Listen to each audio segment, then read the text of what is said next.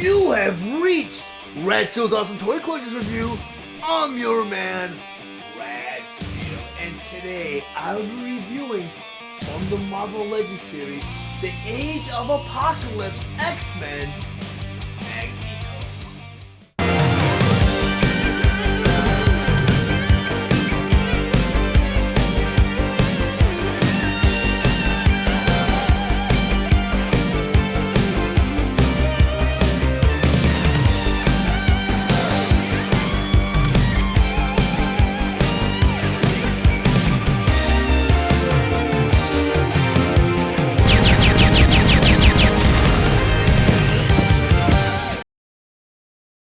Marvel Legends series, The Age of Apocalypse X-Men Magneto. But before I get into the actual review, I just want to go over some of the beautiful details on the packaging. Up front here you have a typical display window showing you both the figure and all of his accessories inside.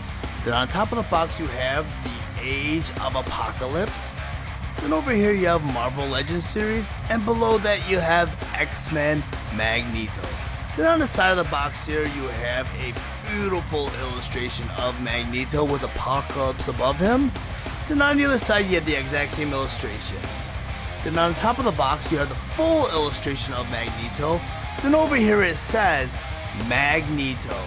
Magneto casts off his anti-human sentiments and carries on Xavier's dream of peaceful coexistence, thereby founding the X-Men.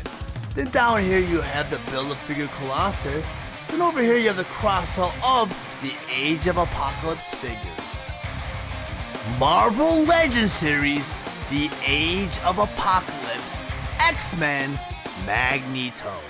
Magneto was released on October 7th, 2021 with the suggested retail price of $22.99, and he's available at all major retailers. Magneto was released along with other Marvel Legends Age of Apocalypse figures, Cyclops, Marvel's Rogue, Sabretooth, Iceman, Marvel's Shadowcat, and Marvel's Legion. Magneto features multiple points of articulation and a premium design detail for the most dynamic poses for displaying. His accessories include a swappable head, 2 swappable hands, and 2 bolt effects. Magneto stands 6 inches tall and is meant for fans ages 4 and up. Now that I have Magneto on my display table, I just want to go over some of his play features and accessories. First I want to talk about his swappable hand. He comes with 2 additional fists. On top of the 2 hands he already comes with out of the package. Put those off to the side. He also comes with a couple bolt effects. And these bolt effects are cast out of like a rubbery plastic. And there's no instructions that are included with Magneto, so they don't really tell you how to utilize these bolt effects. But what I like to do is wrap around our fists, because Magneto does have the power of magnetism. And who would have ever thought that that would have been a menacing power to have, but the series actually writes it in really, really well, where Magneto is actually one of the most powerful mutants on the planet because he has this power of magnetism. For example, when it comes to Wolverine, Wolverine's made out of metal. Well, he could tear Wolverine apart with just a thought, a simple thought. And if you've seen the movies, and I was a big fan of the 90s cartoon series, I mean, he would tear apart tanks just by looking at them. And also, you get a swappable head. And out of the package, I was not really impressed by Magneto. But now that I have his helmet, put that on, now this is Magneto. I mean, great head sculpt with the head that he came with out of the package. But I mean, this is Magneto. I mean, the whited out pupils, the helmet. It's just, the only difference is he has the braided locks sticking out, which is a cool detail. And I don't know much about the Age of Apocalypse.